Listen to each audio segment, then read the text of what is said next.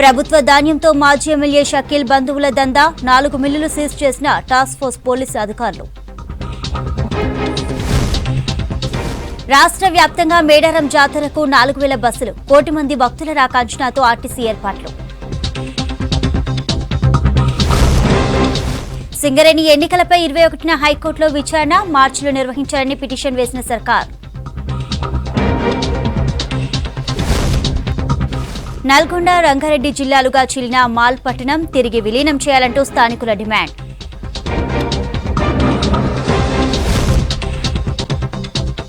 కొత్త ప్రభుత్వం వచ్చాక ప్రజావానికి ప్రాధాన్యం పెరిగినట్లు కనిపిస్తోంది. ఏకంగా ప్రజాభవన్లో సీఎం రేవంత్ రెడ్డి ప్రజా దర్బార్ ప్రారంభించడంతో దీనికి సమాంతరంగా జిల్లాల్లో ప్రతి సోమవారం నిర్వహిస్తున్న ప్రజావాణి కార్యక్రమాలకు ప్రజలు సమస్యలతో క్యూ కడుతున్నారు. ఇందులో భాగంగా ఇవాళ కరీంనగర్ కలెక్టరేట్లో విభిన్న సమస్యలపై విజ్ఞప్తులు తీసుకువచ్చి కలెక్టర్ను కలిశారు జనం.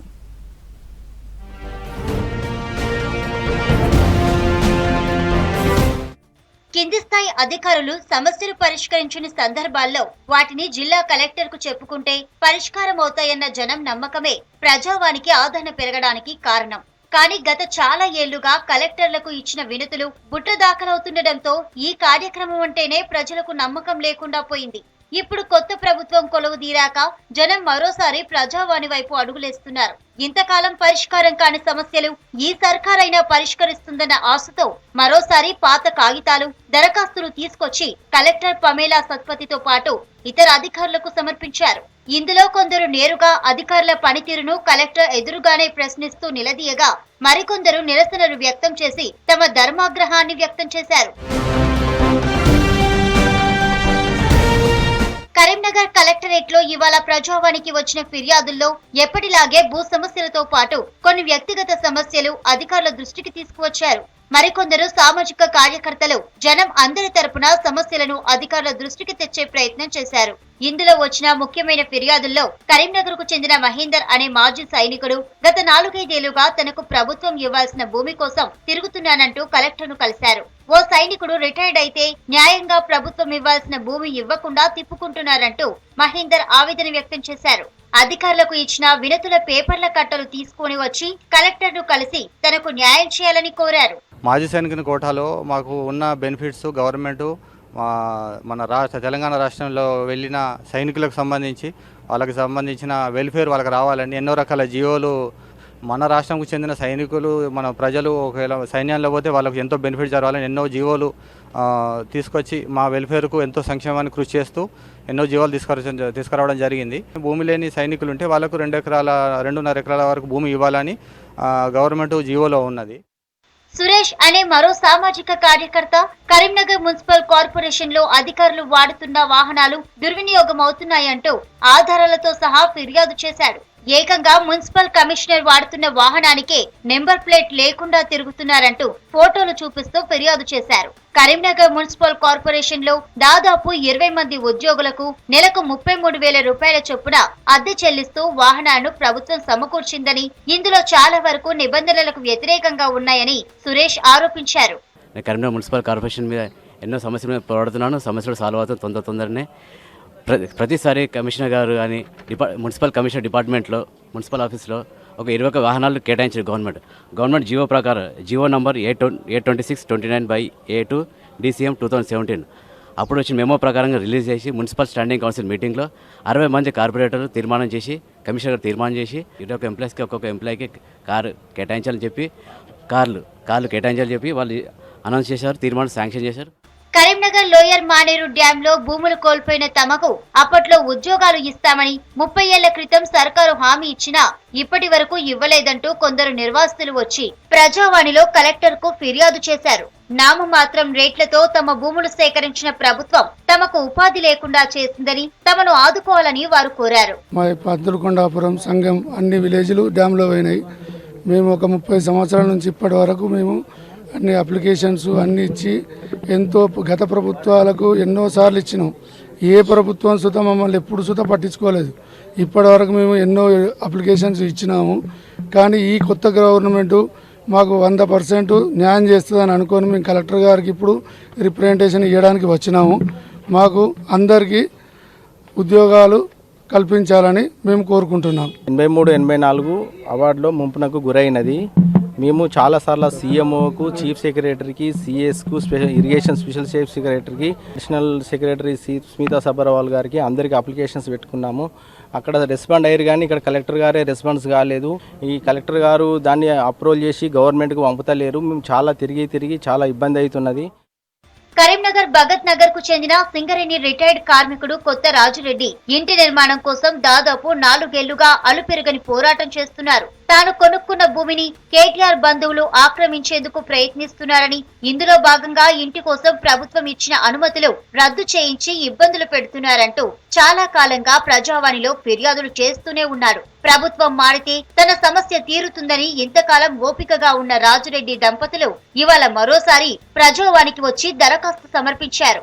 ఈ అంశం కోర్టులో ఉందని అధికారులు సూచించగా దొంగ కాగితాలు తీసుకువచ్చిన వాళ్లకు అనుకూలంగా వ్యవహరిస్తున్న అధికారులు తాను కూడా అలాంటి కాగితాలు తెస్తే ఇంప్లిమెంట్ చేసే దమ్ముందా అంటూ ఆర్డీఓను నిలదీశారు. కోర్టులో కేసు ఉందంటూ అధికారులు చెప్పడంతో దంపతులు ఇద్దరూ అక్కడే కూర్చొని నిరసన తెలిపారు. కరీంనగర్ మున్సిపల్ కార్పొరేషన్ పరిధిలోని రేకుర్తిలో విలువైన ప్రభుత్వ భూములు ఆక్రమణకు గురవుతున్నా గత ప్రభుత్వంలో అధికారులు పట్టించుకోలేదని, ఈ కొత్త ప్రభుత్వమైనా పట్టించుకోవాలంటూ దుర్గం మనోహర్ అనే సామాజిక కార్యకర్త ప్రజావాణిలో కలెక్టర్ను కలిసి వినతి పత్రం సమర్పించారు. అనంతరం కలెక్టరేట్ ఎదుట అర్ధనగ్న ప్రదర్శన చేపట్టారు. రేకుర్తిలో ఏఏ సర్వే నెంబర్లలో అక్రమాలు జరిగాయనే వివరాలతో పాటు అక్రమాలకు పాల్పడిన అధికారుల పేర్లు ఫ్లెక్సీలపై ప్రదర్శిస్తూ నిరసన తెలిపారు. నిజాయితీ, ప్రజాసేవ అని రాసి ఉన్న క్యాప్ ధరించి సర్కారు దృష్టికి సమస్యను తీసుకొచ్చే ప్రయత్నం చేశారు దుర్గం మనోహర్. రేకుర్తి గ్రామంలోని ప్రభుత్వ భూమి సర్వే నంబర్ 55, 137 మరియు నద్దినాల ఈ 3తో పాటుగా పాత తేదీ గ్రామ పంచాయతీలలో దొంగ పర్మిషన్లతోటి గృహ నిర్మాణాలు జరుపుతున్నారు. అదేవిధంగా ఖాళీ స్థలాలకు ఇంటి నంబర్లు కేటాయిస్తున్నారు. అదేవిధంగా మున్సిపాలిటీకి సంబంధించిన టౌన్ ప్లానింగ్ అధికారులు భూ కబ్జాదారులతోటి కుమ్మక్కయి అక్రమ లావాదేవీలకు పాల్పడుతూ ప్రభుత్వానికి రావాల్సిన నిధులన్నింటినీ దుర్వినియోగం చేశారు. ప్రజావాణిలో కలెక్టర్ ముందుకు వచ్చిన మరికొన్ని సమస్యల్లో ఓటు ఒక చోట, పోలింగ్ కేంద్రం మరో చోట ఉందంటూ బొమ్మకల్ గ్రామ పరిధిలోని రజ్వీ చమాన్ ఏరియా ప్రజలు ఫిర్యాదు చేశారు. తమ ఏరియాకు సంబంధించిన 250 మంది ఓటర్లకు చాలా దూరంలోని ముకరంపుర ఏరియాలో పోలింగ్ కేంద్రం ఏర్పాటు చేశారని తెలిపారు. తమ పోలింగ్ కేంద్రాన్ని తమ ఏరియాకే మార్చాలని వారు కోరారు. ఇవి కాకుండా భూ సమస్యలు, ధరణి ఇబ్బందులు, వికలాంగులు కూడా తమ వ్యక్తిగత సమస్యలను కలెక్టర్ దృష్టికి తీసుకొచ్చారు. మా యొక్క కాలనీ ఓట్లన్నీ మున్సిపాలిటీలో పరిధిలో వెళ్ళిపోయాయి. దయచేసి మా ఓట్లు మళ్ళీ తిరిగి మా గ్రామ పంచాయతీలో పోలింగ్ బూత్లు 122, 121, 123, 25 ఈ పోలింగ్ స్టేషన్లో మళ్ళీ తిరిగి మా ఓట్లు రావాలని కోరుతున్నాము. దయచేసి ఈ ఎన్నికల కమిషన్ వారికి తెలియజేయమనగా, జిల్లా కలెక్టర్ గారికి మరియు అందరికీ తెలియజేయగా, ప్రభుత్వ వాళ్ళందరికీ తెలియజేసి మా ఓట్లు తిరిగి మా ఏరియాలోనే రావాలని కోరుతున్నాం. ఇక ఇప్పటిదాకా చెప్పుకున్నవి మచ్చుకు కొన్ని మాత్రమే. అయితే ప్రజావానికి వచ్చిన సమస్య మళ్లీ రావడమే ఇప్పటిదాకా జరిగిన లోపంగా జనం ఆరోపిస్తున్నారు. ఒక సమస్యపై కలెక్టర్ను కలిస్తే అది పరిష్కరించాలని, లేదంటే ఎందుకు పరిష్కరించడం లేదో అర్థమయ్యేలా చెప్పాలని కోరుతున్నారు. ఈ కొత్త ప్రభుత్వంలోనైనా తమ సమస్యలు పరిష్కరించాలంటూ బాధితులు చెబుతున్నారు. లేదంటే వారికి వీరికి తేడా లేదని భావించాల్సి వస్తుందంటున్నారు జనం.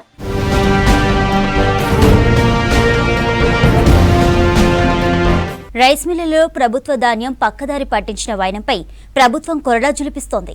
ఆరోపణలు ఉన్న మిల్లులపై పౌర సరఫరాల టాస్క్ ఫోర్స్ బృందాలతో తనిఖీలు ఆదేశించింది. అధికారులు పలు మిల్లులలో తనిఖీలు చేస్తూ కోట్ల విలువైన ధాన్యం పక్కదారి పట్టినట్లు నిర్ధారించారు. నిజామాబాద్ జిల్లాలో మాజీ ఎమ్మెల్యే షకీల్, అతని కుటుంబ సభ్యుల మిల్లుల్లో దాడులు చేసి పక్కదారి పట్టిన ధాన్యం లెక్కలు తేలుస్తున్నారు.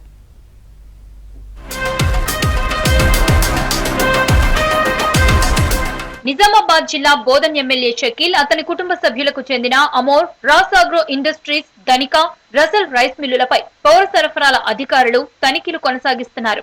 2021-22 యాసంగి తర్వాత వానాకాలం సీజన్లలో ఎమ్మెల్యే షకీల్ కుటుంబ సభ్యుల మిల్లులకు పెద్ద ఎత్తున ధాన్యం అప్పటి ప్రభుత్వం కేటాయించింది. ఈ వ్యవహారంలో పెద్ద ఎత్తున అక్రమాలు జరిగాయని ఆరోపణలొచ్చాయి. కాంగ్రెస్ అధికారంలోకి వచ్చాక షకీల్ మిల్లుల్లో అక్రమాల ఫిర్యాదులపై విచారణకు ఆదేశించింది. కస్టమ్ మిల్లింగ్ కోసం ఇచ్చిన ధాన్యాన్ని పక్కదారి పట్టించిన వ్యవహారంపై అధికారులు 2 రోజులుగా బోధన్లో తనిఖీలు చేస్తున్నారు.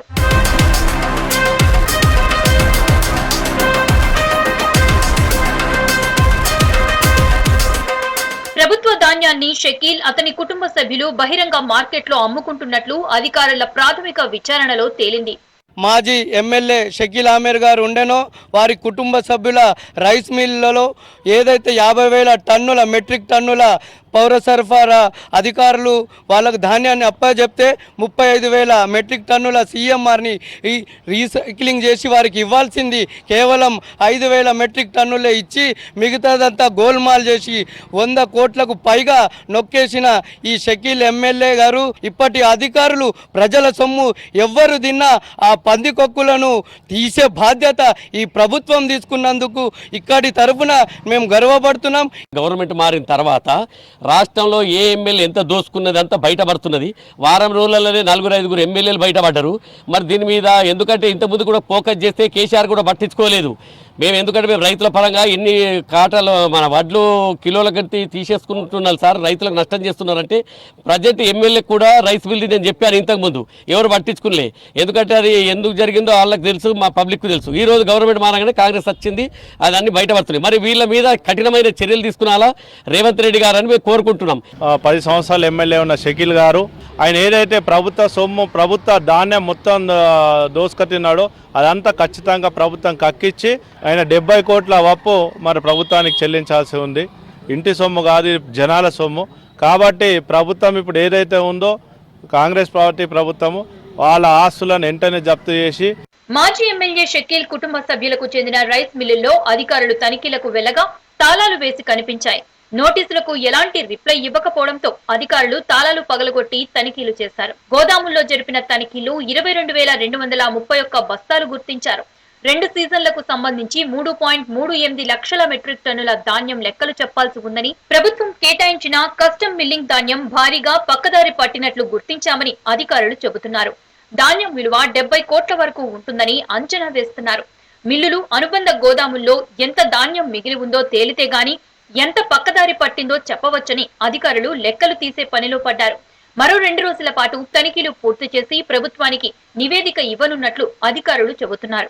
సర్కార్ కేటాయించిన ధాన్యానికి అక్కడి లెక్కలకు భారీ తేడాలు ఉన్నట్లు గుర్తించారు. 4 మిల్లులను సీజ్ చేశారు. ఒకటి ధన్విక, ఆమిర్, రాహిల్, రాసు 4 రైస్ మిల్లులు ఇక్కడ చెక్ చేయడం జరిగింది. ఇక్కడి ప్యాడీ అంతా ఆల్రెడీ డిఎస్ఓ ఆర్డర్ ప్రకారం వేరే రైస్ మిల్స్కి షిఫ్ట్ చేయడం జరిగింది. కొంత ప్యాడీ ఉంది, కొంత షార్టేజ్ ఉంది, కొంత ప్యాడీ ఉంది. తర్వాత ఇక్కడ రైస్ కూడా ఉన్నాయి. ఆ రైస్ కూడా పీడిఎస్ రైస్ కింద సస్పెక్ట్ చేస్తా ఉన్నాం. ఆయన డీటీకి హ్యాండ్ ఓవర్ చేసినాం. ఆయన శాంపుల్ పంపి దాని మీద పీడిఎస్ రైస్ సంబంధించి యాక్షన్ తీసుకుంటాడు. బీఆర్ఎస్ అధికారంలో ఉన్న సమయంలో బోధన్ మాజీ ఎమ్మెల్యే షకీల్ చేసిన అక్రమాలు ఒక్కొక్కటి బయటకి వస్తున్నాయి. ధాన్యం మిల్లులను ఓ మాఫియాగా మార్చిన వైనంపై ప్రభుత్వం విచారణకు ఆదేశించింది. ఉన్న మిల్లుల్లోనూ పీడీఎస్ రైస్ నిల్వలు భారీగా ఉండటం పైన అనుమానాలు వ్యక్తం చేస్తున్నారు. ప్రభుత్వ ధాన్యంతో అక్రమ దందా చేసినట్లు గుర్తించి మరింత లోతుగా దర్యాప్తు చేస్తున్నారు.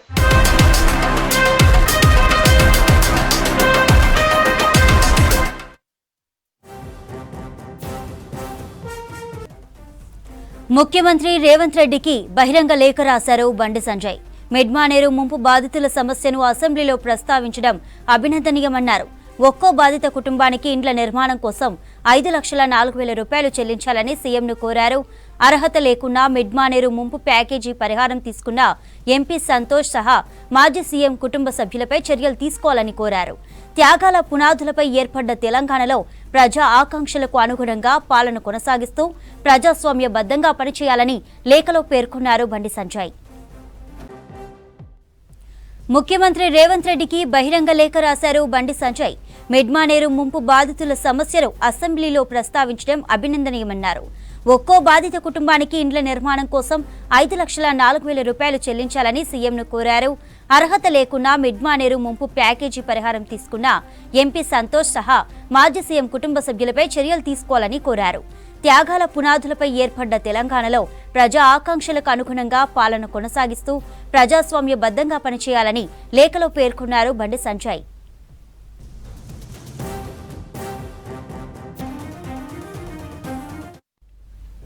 సింగరేణిలో కాంట్రాక్టు కార్మికులుగా స్థానికులను నియమించాలని చెన్నూరు ఎమ్మెల్యే వివేక్ వెంకటస్వామి సీఎం రేవంత్ రెడ్డిని కోరారు. ఈ మేరకు ముఖ్యమంత్రిని కలిసి రిక్వెస్ట్ లెటర్ ఇచ్చారు. పెద్దపల్లి ఎంపీగా ఉన్నప్పుడు స్థానికులకే సింగరేణిలో ఉద్యోగాలు కల్పించేలా జీవో తీసుకొచ్చానని చెప్పారు. 2009 నుంచి 2014 వరకు ఆ జీవో ప్రకారమే లోకల్స్కు కాంట్రాక్టు ఉద్యోగాలొచ్చాయని గుర్తు చేశారు. టీఆర్ఎస్ సర్కారు వచ్చిన తర్వాత జీవోని పక్కన పెట్టిందని తెలిపారు. సింగరేణి పరిధిలో నాన్ లోకల్ వాళ్లకు కాంట్రాక్టు ఉద్యోగాలను కట్టబెట్టారన్నారు. సింగరేణి అభివృద్ధి కోసం స్థానికులు భూములిచ్చారని, సింగరేణి పవర్ ప్లాంట్ కోసం కూడా తమ భూముల్ని కంపెనీకి త్యాగం చేశారన్నారు వివేక్. కాలుష్యం బారినపడి అనారోగ్యం పాలయ్యారని ఆవేదన వ్యక్తం చేశారు వివేక్. ఉద్యోగాల్లో వీళ్లకు మొండి చేయి చూపించారు కాంట్రాక్టర్లు. సింగరేణిలో కొత్తగా ఏర్పాటైన కాంట్రాక్టర్లు స్థానికులకు ఉపాధి కల్పించాలని రిక్వెస్ట్ చేశారు. పాత జీవో ప్రకారం సింగరేణిలో స్థానికులకే ఉద్యోగాలివ్వాలని సీఎం రేవంత్ రెడ్డిని కోరారు వివేక్ వెంకటస్వామి.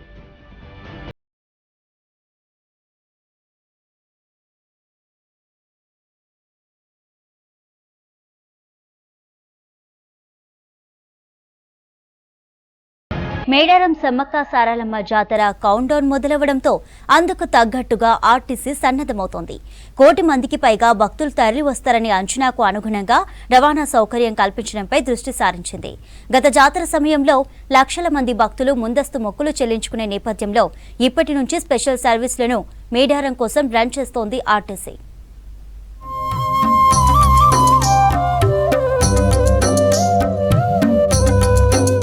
ఆసియా ఖండంలోనే అతిపెద్ద గిరిజన జాతర మేడారం సమ్మక్క సారలమ్మ జాతర.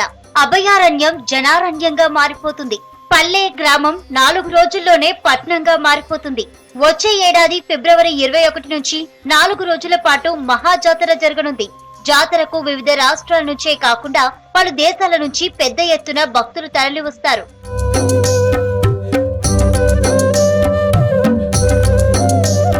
వరంగల్ కు 110 కిలోమీటర్ల దూరంలో ఉండే కుగ్రామమే మేడారం. 2 ఏళ్లకోసారి ఈ జాతరను ప్రభుత్వం అధికారికంగానే నిర్వహిస్తోంది. గతంలో ఎడ్ల బండ్లపై వెళ్లే ప్రజలు ఇప్పుడు బస్సుల సౌకర్యం పెరగడంతో ముందుగానే దర్శనం చేసుకుని తిరుగు ప్రయాణం చేస్తుంటారు. జాతరకు వివిధ శాఖలు అందించే సేవల్లో ఆర్టీసీ ప్రత్యేకం. వరంగల్ తో పాటు పలు జిల్లాల నుంచి మేడారంకు ప్రత్యేక బస్సులు నడుపుతుంటారు. మేడారం సమ్మక్క సారలమ్మ జాతర ఎంత వైభవంగా జరుగుతుందో దానికి ఆర్టీసీ బస్సుల్లో పెద్ద ఎత్తున భక్తులు తరలి వస్తారు. ఈసారి ఒక 20 lakhs పైనే ఆర్టీసీ బస్సుల్లో దేవతల దర్శనార్థం కోసం వస్తారని మేము ఎక్స్పెక్ట్ చేస్తున్నాము. దానికి అనుగుణంగా ఏర్పాట్లు చేస్తున్నాము. ఒక 4000 బస్సెస్ ఆపరేట్ చేయడానికి ప్లాన్ చేసుకున్నాము. అట్లాగే మేడారంలో ప్రతిసారి ఒక 40 acres ఆర్టీసీ బస్సులో ప్రయాణం చేసే భక్తుల కోసం క్యూ రైలింగ్స్. జాతర సమీపిస్తుండటంతో ఆర్టీసీ సంస్థ అందుకు సిద్ధమవుతోంది. జాతరకు వచ్చే భక్తులకు ఇబ్బందులు ఏర్పడకుండా అవసరమైన ప్రణాళికను సిద్ధం చేస్తోంది. జాతరకు సుమారు 4000 బస్సులను భక్తుల కోసం అందుబాటులో ఉంచుతారు. జాతరలో ఆర్టీసీ సేవల కోసం ప్రభుత్వం 2,25,00,000 రూపాయల బడ్జెట్ కేటాయించింది.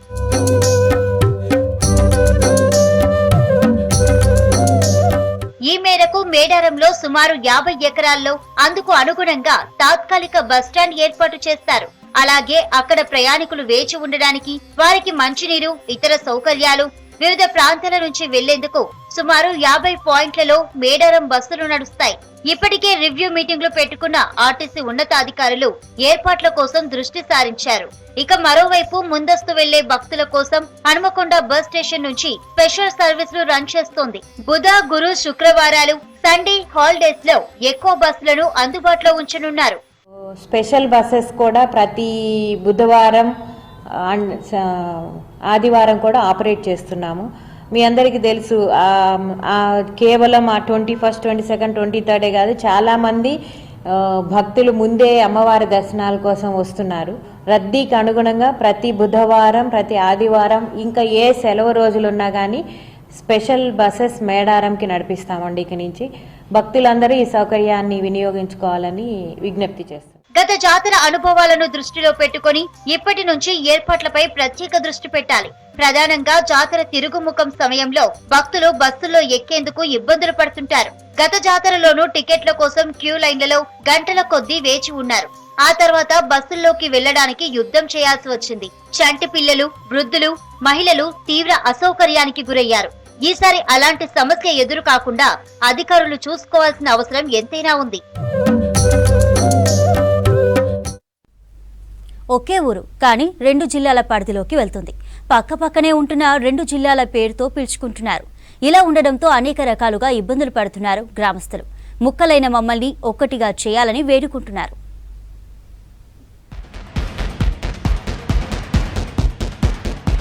నల్గొండ జిల్లా చింతపల్లి మండలం గొడుకొండ్ల పంచాయతీ పరిధిలోని మాల్ పట్టణం అటు రంగారెడ్డి ఇటు నల్గొండ జిల్లాలకు వర్తిస్తోంది. జిల్లాల విభజన భాగంలో ఈ పట్టణం రెండుగా చీలి 2 పేర్లతో పిలువబడుతోంది. పట్టణంలోని మర్రిగూడ కూడలి 2గా విభజిస్తోంది. నల్గొండ జిల్లా పరిధిలోకి వచ్చే పట్టణానికి వెంకటేశ్వర నగర్ అని పిలుస్తారు. రంగారెడ్డి జిల్లా పరిధిలోకి వచ్చే మిగతా ప్రాంతాన్ని మాల్ అని పిలుచుకుంటారు. ప్రధాన రహదారిపై ప్రతిరోజు కోట్లలో వివిధ రకాల వ్యాపారం జరుగుతుంది. పక్కపక్కనే ఉన్న మాల్ వెంకటేశ్వర నగర్ ను కలిపి మున్సిపాలిటీగా మార్చేందుకు అన్ని అర్హతలు ఉన్నప్పటికీ ఆ యోగ్యం దక్కకపోవడంతో ఒకే ఊరు నుంచి 2 జిల్లాల పరిధిలోని పనులకు ఇబ్బంది పడుతున్నారు స్థానికులు.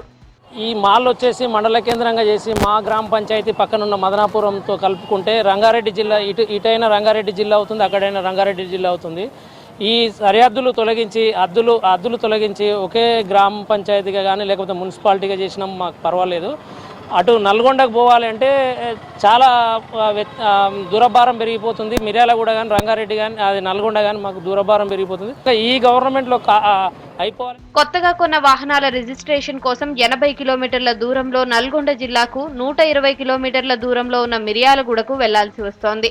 అనేక సంవత్సరాలుగా స్థానికంగా అవసరాలు తీర్చుకునే విధానానికి అలవాటు పడిన ప్రజలు ఈ సమస్యతో చాలా ఇబ్బందులు ఎదుర్కొంటున్నారు. గత కేసీఆర్ ప్రభుత్వం 15 కిలోమీటర్ల దూరంలో ఉన్న మాడ్గుల మండల కేంద్రాన్ని రంగారెడ్డి జిల్లాలో విలీనం చేసి వెంకటేశ్వర నగర్ ను మాత్రం పక్కన పెట్టేసింది. సమస్య పరిష్కారం కోసం ఎమ్మెల్యేలు, ఎంపీలు, మంత్రులకు వేల సంఖ్యలో వినతులు అందజేశారు స్థానికులు. అయినప్పటికీ సమస్య పరిష్కారం కాలేదని వాపోతున్నారు. మాల్ పట్టణాన్ని రంగారెడ్డి జిల్లాలో కలపడం ద్వారా 40 కిలోమీటర్ల దూరంలో ఉన్న మన్నెగూడ ఆర్టీఏ ఆఫీస్ కు వెళ్లి వాహనాల రిజిస్ట్రేషన్ చేసుకునే పరిస్థితి ఏర్పడింది. రెవెన్యూ డివిజన్ కేంద్రం 30 కిలోమీటర్ల దూరం, కొంగరలోని రంగారెడ్డి జిల్లా కలెక్టరేట్ కార్యాలయం 45 కిలోమీటర్ల దూరం వెళ్తే గానీ అందుబాటులోకి రావని చెబుతున్నారు. నా ఐడెంటిటీని నేను ఒకే ఊర్లో ఉన్నప్పటికీ నా 2 జిల్లాలు సరిహద్దులు అవ్వడం వల్ల నా ఐడెంటిటీని కూడా కోల్పోతున్నా. ఐడెంటిటీ కోసం రంగారెడ్డిలో ఉద్యోగ అవకాశాలు ఉంటున్నాయనే కారణం చేత నల్గొండలో ఉండేవాళ్ళు చాలా మంది కూడా రంగారెడ్డి స్కూల్స్లో స్టడీ పరంగా ఎట్లా ఉన్నా కూడా అక్కడే చదువుకోవాల్సి వస్తుంది.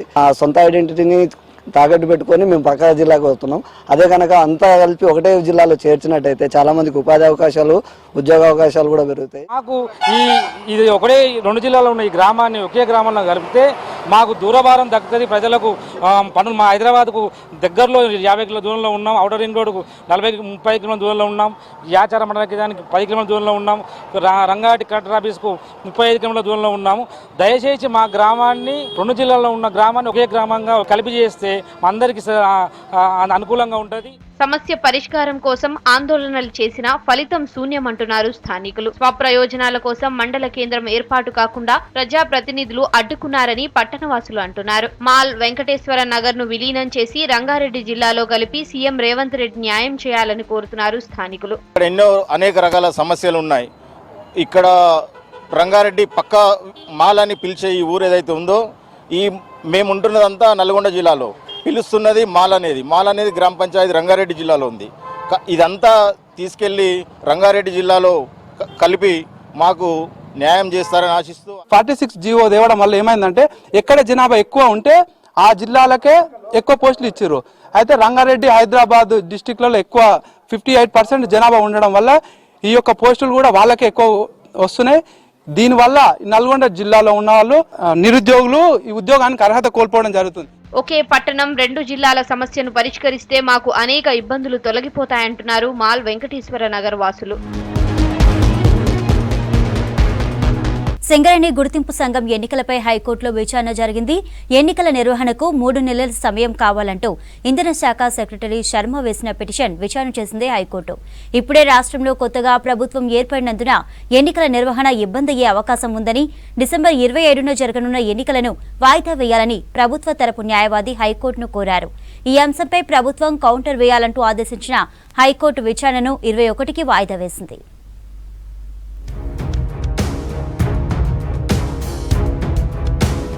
సింగరేణి ఎన్నికలపై ఉత్కంఠ నెలకొంది.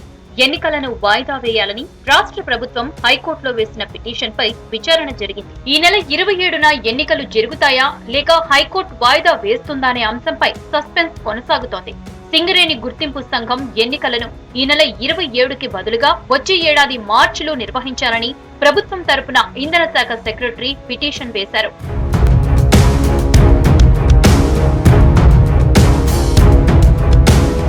కొత్త ప్రభుత్వం ఏర్పాటవడంతో పోలింగ్ ఏర్పాట్లకు సిబ్బంది నియామకానికి ఇబ్బంది అవుతుందని, ఎన్నికల నిర్వహణకు టైం కావాలని హైకోర్టుని కోరారు ప్రభుత్వం తరపున న్యాయవాది. అసెంబ్లీ ఎన్నికల ఫలితాలతో సంబంధం లేకుండా సింగరేణి ఎన్నికలు నిర్వహిస్తామని గతంలో కోర్టుకి చెప్పారు కదా అని హైకోర్టు ప్రశ్నించింది. కౌంటర్ దాఖలు చేయాలని హైకోర్టు ఆదేశాలు జారీ చేసింది. వాదోపవాదాల తర్వాత విచారణను 21కి వాయిదా వేసింది హైకోర్టు.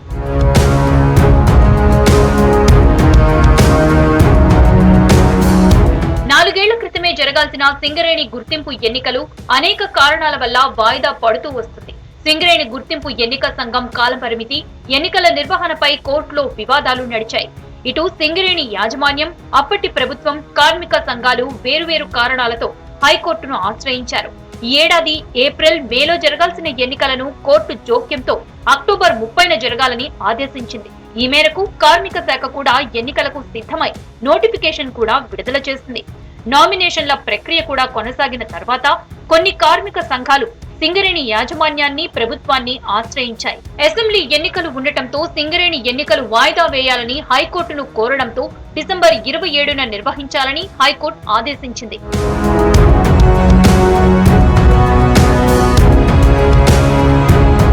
ప్రస్తుతం ఎన్నికల్లో 13 కార్మిక సంఘాలు పాల్గొంటున్నాయి. 5 పార్లమెంట్, 12 అసెంబ్లీ నియోజకవర్గాల పరిధిలో సింగరేణి ఎన్నికలు జరగనున్నాయి. ఇప్పటికీ కార్మిక సంఘాలు ప్రచారంలో మునిగిపోయాయి. ఇప్పుడు ఈ నెల 21న హైకోర్టు ఏం చెబుతుందో అని కోల్ బెల్ట్ ఏరియాలో ఉత్కంఠగా మారింది.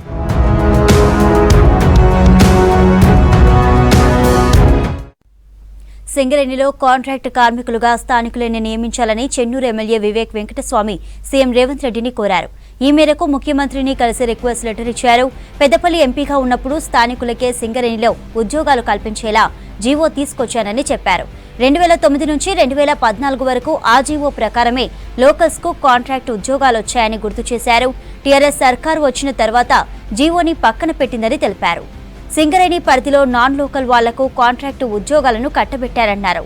సింగరేణి అభివృద్ధి కోసం స్థానికులు భూములిచ్చారని, సింగరేణి పవర్ ప్లాంట్ కోసం తమ భూముల్ని కంపెనీకి త్యాగం చేశారన్నారు వివేక్. కాలుష్యం బారిన పడి అనారోగ్యం పాలయ్యారని ఆవేదన వ్యక్తం చేశారు వివేక్. ఉద్యోగాల్లో వీళ్లకు మొండి చేయి చూపించారు కాంట్రాక్టర్లు. సింగరేణిలో కొత్తగా ఏర్పాటైన కాంట్రాక్టర్లు స్థానికులకు ఉపాధి కల్పించాలని రిక్వెస్ట్ చేశారు. పాత జీవో ప్రకారం సింగరేణిలో స్థానికులకే ఉద్యోగాలు ఇవ్వాలని సీఎం రేవంత్ రెడ్డిని కోరారు వివేక్ వెంకటస్వామి.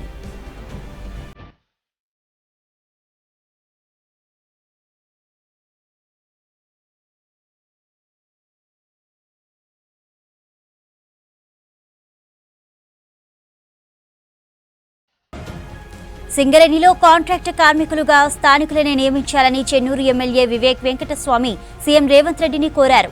ఈ మేరకు ముఖ్యమంత్రిని కలిసి రిక్వెస్ట్ లెటర్ ఇచ్చారు. పెద్దపల్లి ఎంపీగా ఉన్నప్పుడు స్థానికులకే సింగరేణిలో ఉద్యోగాలు కల్పించేలా జీవో తీసుకొచ్చానని చెప్పారు. 2009 నుంచి 2014 వరకు ఆ జీవో ప్రకారమే లోకల్స్ కు కాంట్రాక్ట్ ఉద్యోగాలు వచ్చాయని గుర్తు చేశారు. టీఆర్ఎస్ సర్కారు వచ్చిన తర్వాత జీవోని పక్కన పెట్టిందని తెలిపారు. సింగరేణి పరిధిలో నాన్ లోకల్ వాళ్లకు కాంట్రాక్టు ఉద్యోగాలు కట్టబెట్టారన్నారు. సింగరేణి అభివృద్ధి కోసం స్థానికులు భూములిచ్చారని, సింగరేణి పవర్ ప్లాంట్ కోసం తమ భూముల్ని కంపెనీకి త్యాగం చేశారన్నారు వివేక్. కాలుష్యం బారిన పడి అనారోగ్యం పాలయ్యారని ఆవేదన వ్యక్తం చేశారు వివేక్. ఉద్యోగాల్లో వీళ్లకు మొండి చేయి చూపించారు కాంట్రాక్టర్లు. సింగరేణిలో కొత్తగా ఏర్పాటైన కాంట్రాక్టర్లు స్థానికులకు ఉపాధి కల్పించాలని రిక్వెస్ట్ చేశారు. పాత జీవో ప్రకారం సింగరేణిలో స్థానికులకే ఉద్యోగాలు ఇవ్వాలని సీఎం రేవంత్ రెడ్డిని కోరారు వివేక్ వెంకటస్వామి.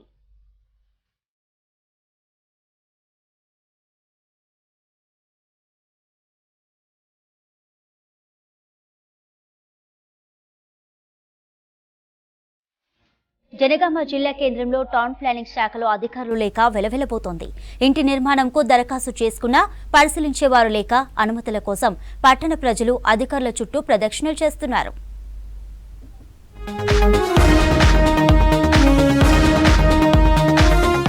ఇది జనగామ మున్సిపల్ కార్పొరేషన్. ఇందులో 6 అధికారులు ఉండాలి. కానీ ఈ విభాగంలో ఒక్క అధికారి లేని దుస్థితి నెలకొంది. ప్రభుత్వ నిబంధనల ప్రకారం పట్టణ ప్రణాళికలు 2 టీపీఎస్, 2 టౌన్ ప్లానింగ్, బిల్డింగ్ ఓవర్సియర్లు, టౌన్ ప్లానింగ్ అధికారి, 1 ట్రెజరర్ ఉండాలి. 6 నెలల కిందట ఇక్కడ టీపీఎస్ లు బదిలీ అయ్యారు. పూర్తి స్థాయి అధికారిగా వేణుగోపాల్ ను నియమిస్తే ఆయన విధుల్లో చేరి 2 మాసాలు ప్రత్యేక సెలవులపై వెళ్లిపోయారు.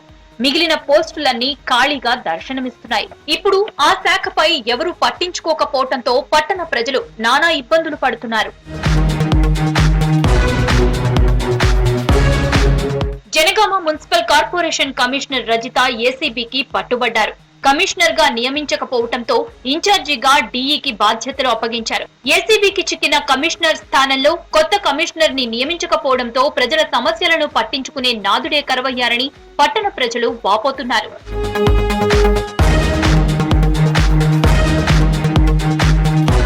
ఇంటి నిర్మాణం అనుమతి కోసం టీపీఎస్ కు దరఖాస్తు చేసుకుంటే వాటిని టీపీఎస్ క్షేత్రస్థాయిలో పరిశీలించాలి. అక్రమ నిర్మాణాల తొలగింపు కోసం చర్యలు తీసుకోవాలి. ప్రభుత్వ నిబంధనలకు అనుగుణంగా ధృవీకరణ పత్రం ఇవ్వాల్సి ఉంటుంది. అనుమతి పత్రాలను టీపీఓకు పంపిస్తే అప్పుడు టౌన్ ప్లానింగ్ ఆఫీసర్ దరఖాస్తులకు సంబంధించి క్షేత్రస్థాయి తనిఖీ చేసి కమిషనర్ కు పంపించాలి. ప్లానింగ్ అధికారి, కమిషనర్లు ఎవరూ లేకపోవడంతో దరఖాస్తులు చూసేవారు లేక ఫైల్స్ అన్ని గుట్టల్లా పేరుకుపోతున్నాయని స్థానికులు అంటున్నారు. నేను నా యొక్క నూతన గృహ నిర్మాణము పర్మిషన్ కోసం అప్లికేషన్ చేయడానికి మున్సిపాలిటీకి వెళ్ళగా అక్కడ టౌన్ ప్లానర్ సిబ్బంది లేరు, మరియు సిబ్బంది కూడా ఎవరు లేరు. ఎవరు పట్టించుకోకపోవడం కాకుండా పాత మున్సిపల్ కమిషనర్ ఎవరైతే ఉన్నారో వాళ్ళు ఏసీబీకి దొరకడం వల్ల నూతన కమిషనర్ని నియామకం చేయకపోవడంతో కనీసం సిబ్బంది కానీ టౌన్ ప్లానర్ ఆఫీసర్ కానీ ఎవరు పట్టించుకోవడం లేదు మున్సిపల్లో. దానివల్ల మేము నూతన నిర్మాణం సంబంధించినటువంటి అప్లికేషన్ వేయడానికి చాలా ఇబ్బందులు ఎదుర్కోవాల్సి వస్తుంది. మేము జనగామ ఇంటి నిర్మాణం కోసం దరఖాస్తు చేసుకుని నెలల తరబడి కార్యాలయం చుట్టూ తిరుగుతున్నా తమ గోడు ఎవరూ పట్టించుకోవడం లేదని వాపోతున్నారు జనగామ వాసులు. ఖాళీ అయిన పురపాలక శాఖలోని ప్రణాళిక విభాగంలో పోస్టులను భర్తీ చేసి ప్రజల ఇబ్బందులను తొలగించాలని కోరుతున్నారు. జనగామ పట్టణంలో ఉన్నటువంటి మున్సిపల్ కమిషనర్ గారు గత కొన్ని రోజుల క్రితము ఏసీబీ దొరకడం జరిగింది. అనేక సమస్యలు ఇప్పటికే జనగామ పట్టణంలో ప్రజలు తీవ్ర ఇబ్బందులను మున్సిపాల్లో ఎదుర్కొన్న పరిస్థితి ఉంది. అయినప్పటికీ టౌన్ ప్లానింగ్ ఆఫీసర్ కూడా ఇక్కడ అందుబాటులో లేరు. ఆ టౌన్ ప్లానింగ్ ఆఫీసర్ కూడా మున్సిపల్ కమిషనర్ ఏసీబీ దొరికిన మరుసటి కొన్ని రోజుల క్రితము అతను కూడా లీవ్లో పెట్టి వెళ్ళిపోవడం జరిగింది. దీని ద్వారా ఈ జనగామలో ఉన్నటువంటి మున్సిపాల్లో ప్రజల సమస్యలు ఎవరికి చెప్పాలన్న ఆఫీసర్లు అందుబాటులో లేరు. అదేవిధంగా స్థానికంగా ఉన్నటువంటి మున్సిపాల్లో ఉన్న ఇతర అధికారులు కూడా దీని మీద స్పందించడం లేదు. కాబట్టి జనగామ పట్టణ ప్రాంతాల్లో ప్రజలు చాలా తీవ్ర ఇబ్బందులకు గురవుతున్న పరిస్థితి కనబడుతుంది. కమిషనర్ పోస్టింగే కాదు, పట్టణ ప్రణాళిక విభాగాన్ని పట్టాలెక్కించేందుకు అక్రమ నిర్మాణాల నివారణ కోసం పాలక వర్గంతో పాటు జిల్లా ఉన్నతాధికారులు దృష్టి పెట్టాలని ప్రజలు కోరుతున్నారు.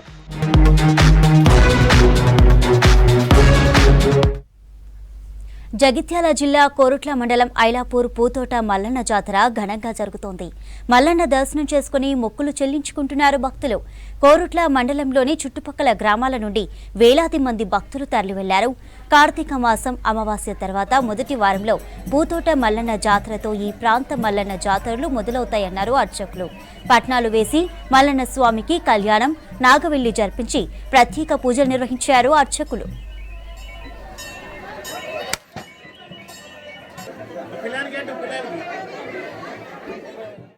పూతోట మల్లన్న స్వామి దండివారంగా ప్రపంచంలో ఎన్ని మల్లన్న గుళ్ళు ఉన్నా కానీ ఐలాపూర్ గ్రామంలో జరిగే దండివారం అనేది ప్రాముఖ్యత ఉన్నది. ఎందుకంటే ఇక్కడ జరిగిన తర్వాతనే ప్రపంచంలో ఎన్ని మల్లన్న గుళ్ళు ఉన్నా కానీ అక్కడ దండివారం అనేది జాతర కావడం జరుగుతుంది. ఈరోజు ప్రాముఖ్యత ఏంటంటే ఈరోజు స్వామివారి కళ్యాణము, నాగవెల్లి, లగ్గము మనకు సంబంధించిన కార్యక్రమం మొత్తం ఇది ఒకటే రోజు జరుగుతుంది. ఈరోజు ఇక్కడ స్వామి ఏంటంటే స్వయముగా వెలిసిండు. మా తాత చెప్పిన చరిత్ర ప్రకారం ఏంటంటే స్వామి ఇక్కడికి కొరుట్ల గ్రామం నుంచి రావడం జరిగిందని చెప్తారు. దీని విషయం ఏంటంటే, దీని ప్రాముఖ్యత ఏంటంటే, ఇక్కడ కోరిన కోరికలు ఖచ్చితంగా నెరవేరుతాయనే భక్తులకు అపారమైన నమ్మకం ఉంది. సుమారుగా ఒక 50,000 నుంచి 1,00,000 పైచిలకు భక్తజనం అనేది చుట్టుపక్కల గ్రామాల నుంచి రావడం జరుగుతుంది ఇక్కడికి. ఇంకొకటి ఏంటంటే, ప్రపంచంలో ఎన్ని దేవి దేవతలకు కళ్యాణం అనేది తలంబ్రాల ద్వారా జరుగుతుంది.